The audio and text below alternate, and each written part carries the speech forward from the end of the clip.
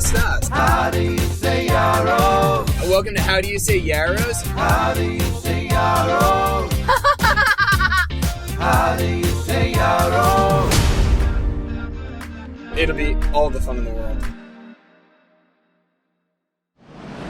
Hey guys, we are doing another interactive podcast and YouTube today.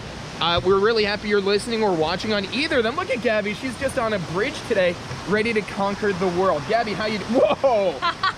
Okay, so like in the last 5 months, Gabby is a different person with adventure here. I never would have seen you do this years ago. Maybe not, but we're not really that high up, guys. We're on a little baby bridge, but this water is really pumping because we've had 2 hurricanes. And then right now, for context, we are visiting my parents. We're in Pennsylvania, and we're at a great state park called Rickett's Glen State Park near them. Now, this is our 3rd time here. Gabby has never made it to the top, not because she has done anything wrong, but one time we got rained out. The other time we were we were literally driving back home. We had to avoid flood areas. That's how much rain it was. So we really got rained out. Yeah, and then, was that this time or that? I don't know. I'm trying to think. And the other time we were with my sister and her husband, Topher, both amazing, but we had a new puppy with us. Yeah. So he was like, we're pacing it out. We want to take it back when it's easier for our little baby friend to come out. So this time we're going to see how far we go, and we're going to pause at different places to show you some waterfalls, talk a little bit about hiking, and if you ever get a chance, come along with us. Yeah, because Adam is a hiking aficionado, so we're going to get some tips for ya. Hey-o! But, hey guys, so you're going to notice this is a risky moment here. Now, I couldn't go as far as Adam could. Well, I didn't make it. The backside of this log that I'm on right now is very dry, very comfortable for walking on. The front side is, just by nature, I guess, a little damper. Now, the other issue that we have is we aren't planning, so we've gone swimming. We're not always supposed to go swimming in here, full disclosure on this. But we're not going swimming because it's a cooler day. It's already starting to be fall out here. So we are trying to get some fun nature shots in here. But what's the word I'm looking for? We started going out here. It's a little slick and getting more here. I'm like, so we really don't want to get wet is what we're saying at the end of this day of like butt in the water wet. So when we're talking about hiking today, we've got a great hiking tip for you. If you think that you could be wet, it's great to bring a change of clothing, change of shoes, change of socks at the end of the day. Because while you're going, it might not be the biggest deal, but on your way home, you don't want to be cold or uncomfortable at the end of that. Also, depending upon your temperature, and if you guys watched our kayaking episode, I realized our summer seems so adventurous now, and it really was in a lot of great ways. But if you are planning on being outside for a long time and it's cooler out, you definitely want to change your clothing because however crazy it sounds, you could get hypothermia even when it's above freezing. Because yet again, if you think about it, it's essentially like your clothes drying outside. Wind hitting you will cause you to become a lot cooler a lot quicker. So you always want to dry change of clothing if you think you're going to be out. Or better yet, I have like a rain jacket on. This is great for wherever you are. It's not always the thing that'll keep you the most warm of like retaining heat, but it absolutely will be something amazing to help prevent wind, prevent moisture getting on you, and then you have layers beneath you that retain the heat. Gabby, what are your thoughts? You're an aficionado of clothing. Well, I was going to say, I always love to bring change of clothes anywhere I go, but one thing that I've learned from Adam is he really works to bring things that, like the jacket that he's wearing, it tidies up and goes in a very tiny ball. So the things that he brings things that become very lightweight, and so when you're packing a separate clothes, it's very smart. So I don't really have so many of those things, and I don't think that way, but it is a good idea if you're gonna try to invest into something. You could get items of clothing that will pack very small if you're gonna carry them with you on your trip. But I totally agree. Packing a change of clothes is a great idea, and layers. We're in layers right now so that we can, if we get really warm or something like that, we do have one backpack in between both of us. Guess who's carrying it? Me! But I also volunteer for that. Yeah, I love carrying the backpack. And what's in the backpack, Adam? Honestly, it's pretty terrible because we didn't pack a lot for this, and you don't really need to. But we do have water. Yep. We have some snacks.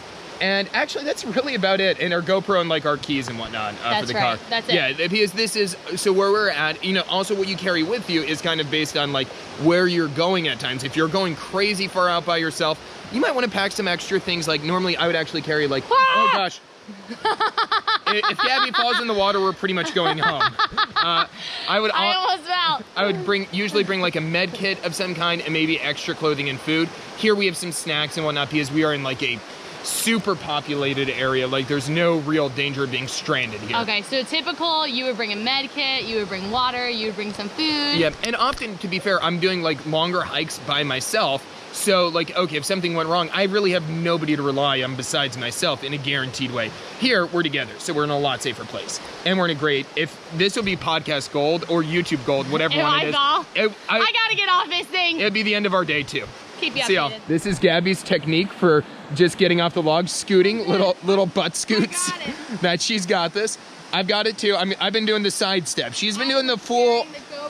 She's been doing the full grip of movement. I've been doing the side butt. Both valid techniques in all of this. This is a wetter log. It is a more wet log than what we originally imagined, but that's going to be the case for a lot of things today. It is a very damp environment. Get off that log. So we got to be loud because the waterfall is really loud. But right over here is not the first one, but one of the major waterfalls at Rickett's Glen. And it is, because of the hurricanes and all that, it is flowing. So actually, weirdly enough, it usually looks a lot clearer than what it is. It's just, I think there's more dirt rushing down it because so much extra water. It has more runoff? Yeah, more runoff. Okay. So Gabby, do you have a hiking tip for us? Well, my question is this where we took pictures? Did we go in this water or is that another waterfall? I'm pretty sure we've gone in this waterfall with Dingell and Topher before. Yeah, and when we went in, it was massive and beautiful, but this is like huge rushing water. Yeah. I would say my tip is if you know you have a warm day, and today is a little not quite warm enough for us to have planned to go in the water, but to take the risk and go in the water in a waterfall where it's safe. I think it was so worth it. It was the first time I ever did that with Adam and Danielle and Topher. I was so nervous to do it because if you're a girl, you get worried about, like, after you're wet, what's gonna happen? Are you gonna be able to change? Are you gonna hike more? And then you're gonna, like, have problems with your clothes being wet and stuff like that. So for me, I took the opportunity when we were on the way back, and that's when I went in the water strategically. So if you wanna do it, I recommend going in the water on the way back so that if you don't fully dry or if you're a little uncomfortable, you can make the hike back. You know what I mean? Good call. Yeah, Adam went in the water early on, and then he was able to hike the whole way through like that. That's not something I could do. So just be strategic about when you go in the water, but do it. Yeah, but for guys, I don't normally change clothes, so for me, going on the way up means that I'll dry out by the way back. So it's all about your strategy and how you want to do it. Do it. Woo. So we're at another beautiful waterfall. There's a lot. We actually aren't going to get them all. And yet again, it's the hurricane that's really making this even more epic than what it normally is. Like, it's normally beautiful. This is just like, there's flooding going on, so it's awesome. To give you some context, in these 15 seconds, I am like all sprayed with water. There's like, a lot of spray coming at us right now. I've never been to Niagara Falls, but I imagine this spray is like a baby version of Niagara Falls. It's beautiful. Yeah, second thing that we've got for another hiking tip for the day is good footwear. Oh, yeah. Yeah, this is, yet again, every person is gonna like what they like differently. Gabby is a sneaker gal. Yeah, but I don't know if I'm gonna stay that way forever. I honestly don't do a ton of hiking, so I am not at the point where I'm gonna buy new shoes that are just for hiking. So I just use my sneakers. Adam, though. I use Chacos. And not only do they provide you... How do you spell Chacos? C-H-A-C-O-S. Okay. We are looking for sponsors. We currently have 0 sponsors. And I love it. I will trade everything for a free pair of Chacos. So Chacos, if you're listening, Daddy's home. So why do you like Chacos, Adam? Okay, so I like them for 2 reasons. One, the bottom is rubber and ultra grippy. Which is great. So I've gone up crazy surfaces that are like, oh, you can't do that with sandals. And no, they're very grippy, which is great. 2, the thing that this is more of a philosophical point. The grip is objective, but the philosophical part is, I think that when you're going in, I think I gotta be close to hear it. If you're going, zooming in, so I think if you're going hiking, and I think it's inevitable if you're gonna get wet on your shoes, and to me, I'm gonna have wet sneakers, they are not gonna dry. Wearing Chacos, actually, they kind of dry more and your feet get drier quicker. So to me, it's like, I'd rather just not worry about getting in mud at all, dive through, and actually in about 30 minutes, my feet will dry out. And you like walking in water and then dry land. Yeah, so I like this mixture between the two if possible. Also, just as a side note, they really do last a long time. I had one for about 6 summers, and it was not actually at that point, not the Chaco's fault. I had worn through the rubber at the bottom and it was causing me pain, but that was like anything that's worn out. They really get great usage. And you wash them in between wears? Sometimes, yeah. Okay. But yeah, they do, like anything, they will smell if not changed. How do you do on a slippery surface? These rocks are a little slippery up here. They conquer it like a twig in Wausau. So we've got today, because of all the rain, not just the big waterfalls where we have to keep yelling, but look at these little baby waterfalls. They're for the fairies, look! Gabby's calling them fairy waterfalls. This is the waterfall to be right here. It's just running down the moss. Made our feet wet when we had to walk in this path. Yeah, not a fan of the wet feet right now. But that is beautiful. Also makes me have to pee. Open-ended. There is a flaw with waterfall-themed parks. It's running water. Yeah, that's a little bit of a problem. It's okay. What? Snacks. Snacks. Well, first, appreciate this beautiful waterfall. Gabby is loving it in particular. I really like this one. Here, do you want to walk over here? Yeah. So you get a little more view of it. Ooh, so what is your favorite trail snack, Gabrielle? Well, my favorite hiking snack is not really a snack. I love a hoagie. Me too. That's really? what I was gonna say. We didn't prep for this. We hungry. Yeah. I love a good sandwich when I'm out hiking. I love a sandwich. I just feel so luxurious that I get a whole awesome sandwich with toppings out in the wilderness and chips with it. Oh yeah, I love a good sandwich. Oh yeah, chips on inside the sandwich. Yeah. For the bank.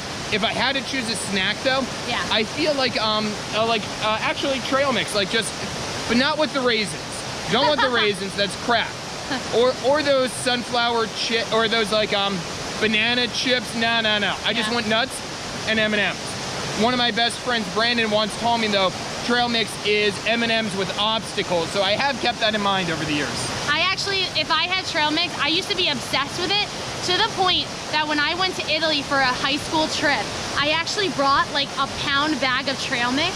What? I was in high school. I thought this was a snack I always eat. It was so foolish because you go to Italy, you don't need to eat trail mix.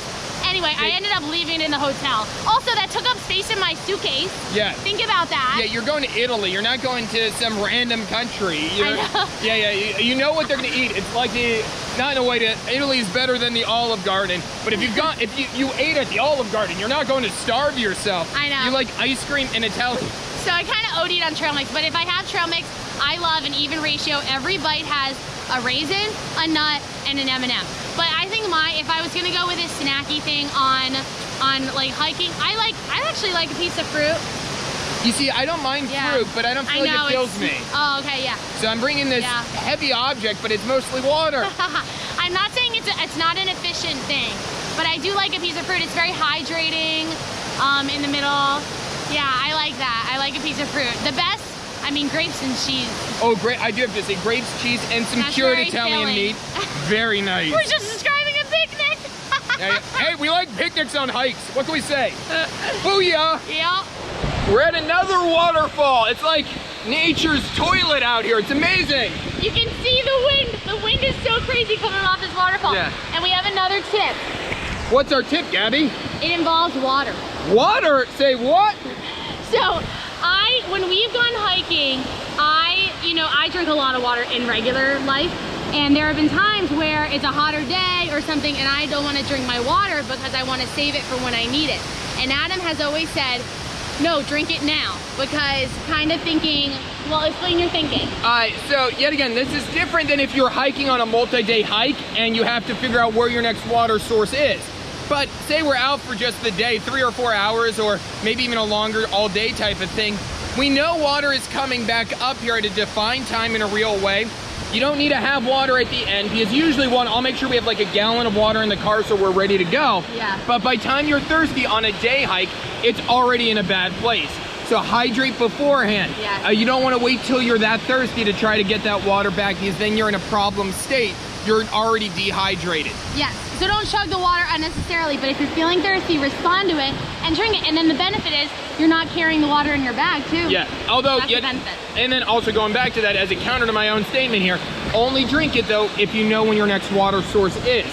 So if you're in a 3 to 4 mile hike, You probably don't need to save for hours to get that. But if you're going yet again backpacking multi-day hike, okay, you have to plan out when you could refill. So that's a little bit different. But on a day hike, don't worry so much about it. Instead, make sure you're in a good place so you don't finish angry and get dehydrated. Plan ahead well.